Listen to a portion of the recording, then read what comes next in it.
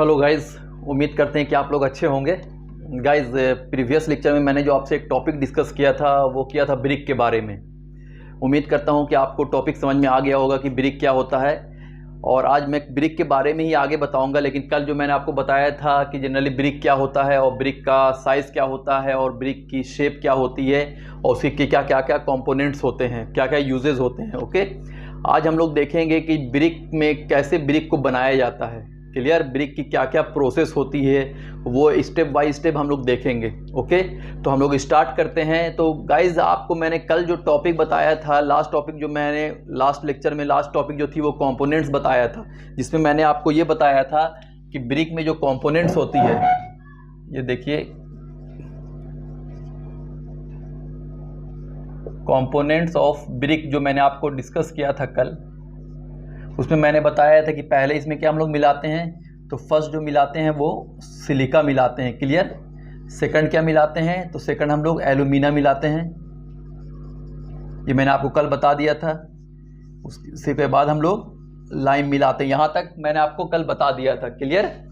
ये components of the brick है। इसमें एक और क्या मिलाते हैं फ्रेंड्स? तो इसमें हम लोग एक जो मिलाते हैं वो मिलाते हैं आयरन ऑक्साइड। क्लियर? जिसकी जो केमिकल फार्मूला होती है Fe2O3 होती है। ये जनरली मिलाते हैं हम लोग 5 से 6% ब्रिक में। इसके मिलाने का क्या रोल है, क्यों हम लोग मिलाते हैं? क्योंकि ये मिलाते हैं हम लोग ब्रिक में इसलिए क्योंकि ये कलर देता है, मतलब रेड फॉर्मेशन का कलर ब्रिक को देता है।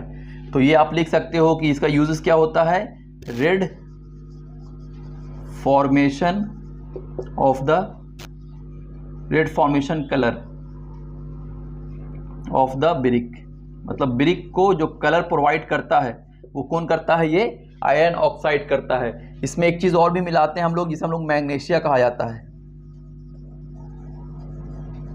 मैग्नीशिया क्या होता है? बहुत कम होता है, एटलीस्ट 2% दिया जाता है। मैग्नीशिया जनरली हम लोग जो मिलाते हैं उसका मिलाने का ये है कि ये जनरली जो ब्रिक्स होती है ना उसे मुलायम नहीं होने देता है, क्योंकि अगर ब्रिक्स मुलायम हो जाएगी तो वो क्या हो जाएगी, पूरी तरह से वो मिट्टी हो जाएगा।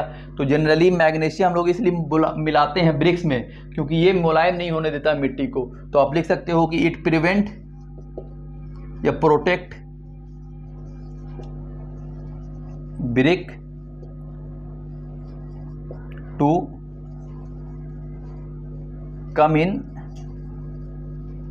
सॉफ्ट स्टेज, मतलब ब्रिक को सॉफ्ट स्टेज से आने से ये रोकता है। तो ये एक कंपोनेंट्स होता है जो मैंने आपसे कल डिस्कस किया था सिलिका के बारे में। मेरा प्रीवियस लेक्चर आप देख लेना। सिलिका के बारे में मैंने डिस्कस किया था, एल्यूमिना के बारे में मैंने किया था, लाइम के बारे में मैंने किया था। आज मैंने 2 टॉपिक डिस्कस कर दिया कि आयरन ऑक्साइड भी मिलाते हैं और मैग्नीशियम मिलाते हैं। होप आपको समझ में आ गया होगा। अगर आपसे कोई क्वेश्चन पूछता है कि कंपोनेंट्स ऑफ द ब्रिक क्या होता है तो आप डायरेक्टली बता सकते हो, it generally consist of the silica, alumina, lime, iron oxide and magnesia. Okay, अब हम लोग देखते हैं कि व्हाट आर द स्टेज, मतलब क्या क्या स्टेज होते हैं ब्रिक्स को बनाने का। क्लियर? तो सिंपल हम लोग इसमें देखते हैं stage to formation of brick. Stage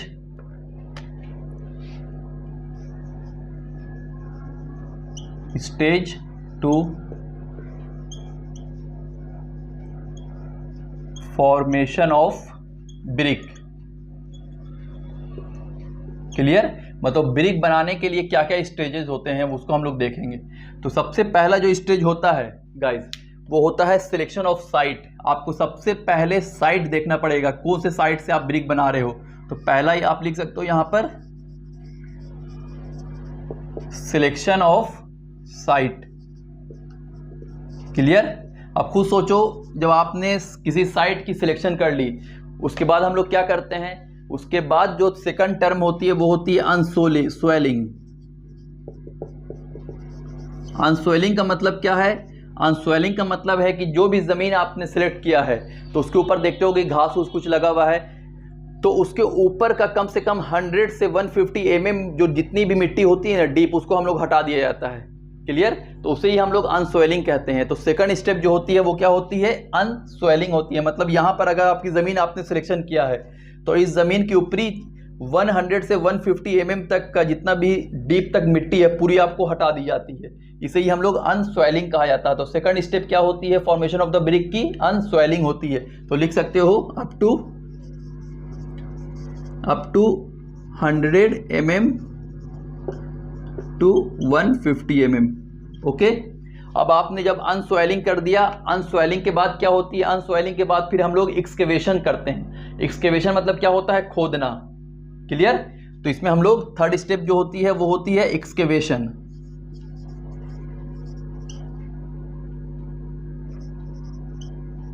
आपने एक्सकेवेट कर दिया। क्लियर? एक्सकेवेशन करने के बाद क्या होगा, एक्सकेवेशन करने के बाद आप देखोगे कि जब आप मिट्टी को खोदोगे अंदर पूरा एक्सकेवेट करोगे तो बहुत सारे इनऑर्गेनिक कंपोनेंट्स मिलते हैं, जैसे घास, पत्थर, दिस दैट, बहुत सारी चीज़ मिलते हैं। तो उसको हम लोग क्या करते हैं, पूरी तरह से सफाई करते हैं। मतलब जो चीज़ इनऑर्गेनिक कंपोनेंट्स रहता है जो हमारे यूज़ में नहीं है उसको हम लोग छांटते हैं पूरी तरह से, है ना। तो इस टर्म को कहा जाता है क्लीनिंग। तो आप एक्सकेवेशन के बाद क्या करते हो, क्लीनिंग किया जाता है। तो हमने क्लीनिंग कर दिया। अब क्लीनिंग के बाद क्या करोगे, जब आपने क्लीनिंग कर दिया तो क्लीनिंग के बाद जो होता है उसमें नेक्स्ट टर्म जो आती है वो आती है ब्लेंडिंग। नेक्स्ट टर्म क्या आती है, ब्लेंडिंग, BELE, ब्लेंडिंग। ब्लेंडिंग का मतलब क्या होता है, ब्लेंडिंग का मतलब होता है कि मैंने जो आपको बताया अभी कि कंपोनेंट्स ऑफ द ब्रिक क्या है, उसमें हम लोग सिलिका मिलाते हैं, उसमें हम लोग एल्यूमिना मिलाते हैं, उसमें हम लोग लाइम मिलाते हैं, उसमें हम लोग आयरन ऑक्साइड मिलाते हैं, मैग्नीशियम मिलाते हैं। तो ये सब को जो मिलाना होता है ना, इसी को ही हम जो मिट्टी में हम लोग ये सब को मिलाते हैं उसे ही हम लोग क्या कहते हैं, ब्लेंडिंग। मतलब इसके मिट्टी के ऊपर हम लोग इसे छिड़कते हैं, मतलब स्प्रिट करते हैं। तो नेक्स्ट स्टेप जो होता है क्लीनिंग के बाद ब्लेंडिंग में क्या होता है, स्प्रेड ऑफ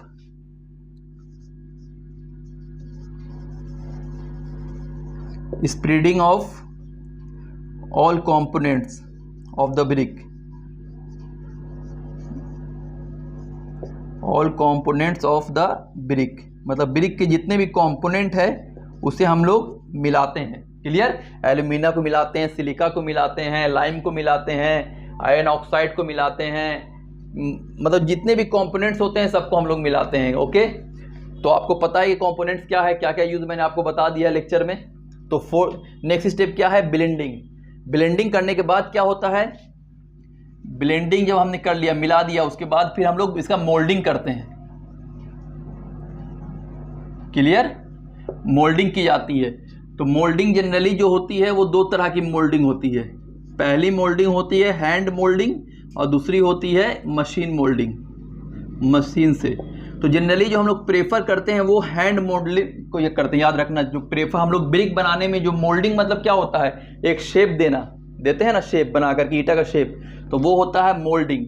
तो जनरली याद रखना, मोल्डिंग जो होता है वो दो तरह का होता है, एक हैंड मोल्डिंग भी होता है और एक मशीन मोल्डिंग भी होता है। लेकिन हम लोग जो प्रेफर देते हैं वो हैंड मोल्डिंग को देते हैं। ओके, तो इसलिए जनरली हम लोग हैंड मोल्डिंग से ही जनरली ईंट ब्रिक बनाते हैं।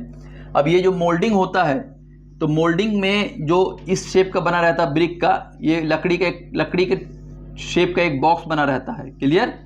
अब ये लकड़ी का जो शेप का जो बॉक्स बना रहता है ना, ये ब्रिक के साइज से 10 mm ज़्यादा होता है हर इधर, मतलब चारों कॉर्नर में।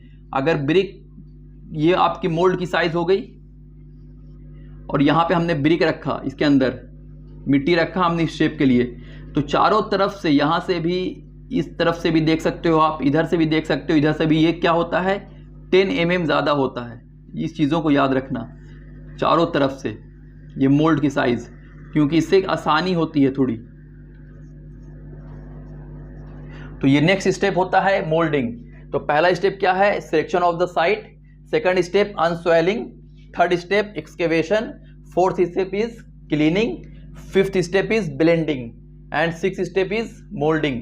जब आप मोल्डिंग कर लोगे तो मोल्डिंग करने के बाद फिर नेक्स्ट स्टेप क्या होगा, खुद आप सोचो।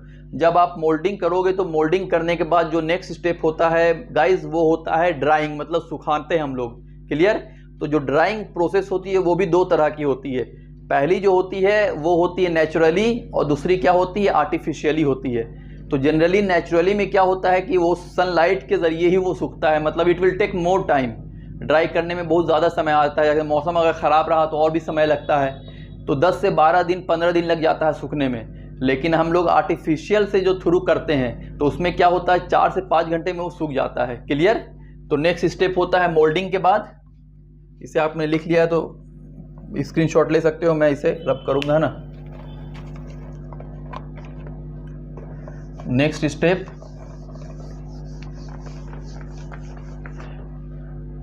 मोल्डिंग के बाद क्या बताया मैंने, मोल्डिंग के बाद ड्राइंग।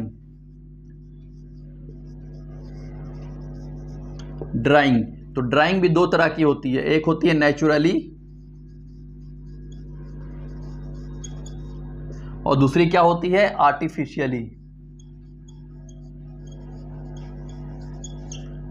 आर्टिफिशियली। नेचुरली में मतलब 12 to 15 डेज लगता है सूखने में, और आर्टिफिशियली में क्या लगता है, मैक्सिमम 5 आवर्स।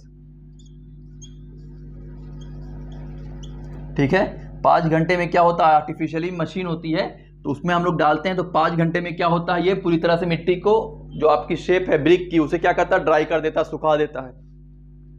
जब आप ड्राइंग कर लोगे, सुखा दोगे, उसके बाद नेक्स्ट स्टेप क्या होगा, ड्राइंग करने के बाद जो नेक्स्ट स्टेप होती है वो लास्ट स्टेप होती है, दैट इज बर्निंग। मतलब क्या करते हैं हम लोग, जो ब्रिक हमारी होती है, जो हमारी ईंट होती है, उसे हम लोग जलाते हैं, मतलब पकाते हैं। क्लियर, जैसे आप रोटी को पकाते हो ना, जब आप सानते हो, आटा सानते हो, आटा करने के बाद क्या है, उसमें पूरी तरह से मोल्डिंग करने के बाद आटा सान के तैयार होकर रोटी बेल दिया, उसके बाद लास्ट स्टेप क्या होता है, उसको तावा पे चढ़ाते हो पकने के लिए।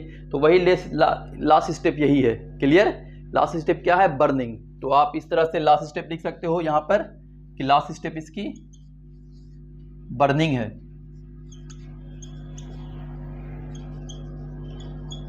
Burning, clear. और बर्निंग जनरली जो बर्निंग होती है, ठीक है ना, वो हम लोग इसमें क्या करते हैं, भट्टी जिसको कहा जाता है, उसमें हम लोग क्या करते हैं ना, किल्न होती है, ठीक है ना, ये किल्न होती है, जो भट्टी होती है, इसी में जनरली हम लोग क्या करते हैं, इसे जलाते हैं। क्लियर, तो ये बर्निंग होती है। बर्निंग में टेम्परेचर देखा जाता है कि कितने टेम्परेचर पे होता है। तो याद रखना, जब हम ब्रिक को जलाते हैं तो उसमें टेम्परेचर जब 450 से 650 डिग्री सेल्सियस के बीच होता है, तो इस प्रोसेस को हम लोग डिहाइड्रेशन कहते हैं। ये क्वेश्चन पूछ सकता है आपसे, इस चीज़ों को याद रखना, बहुत ही इंपॉर्टेंट टॉपिक है कि अगर जब आप ब्रिक को जलाते हो तो जलाने के बाद अगर टेम्परेचर 450 से 650 डिग्री सेल्सियस के बीच जला रहे हो, आप पका रहे हो, तो इस प्रोसेस को हम लोग डिहाइड्रेशन कहते हैं। 650 से 900 डिग्री सेल्सियस के बीच अगर आप जलाते हो तो इसे हम लोग ऑक्सीडेशन कहा जाता है, इसे हम लोग ऑक्सीडेशन कहते हैं। और लास्ट होता है अगर 900 से 1250 डिग्री सेल्सियस के बीच करते हो तो इसे हम लोग विट्रिफिकेशन कहते हैं, VITRIFICATION। तो ये 3 प्रोसेस होती है, यहाँ पे मैं लिख देता हूँ, हो सकता है नीचे आपको दिख ना रहा हो। तो ये 3 प्रोसेस होती है। पहला प्रोसेस क्या होता है, पहला प्रोसेस डिहाइड्रेशन होता है। First process is dehydration.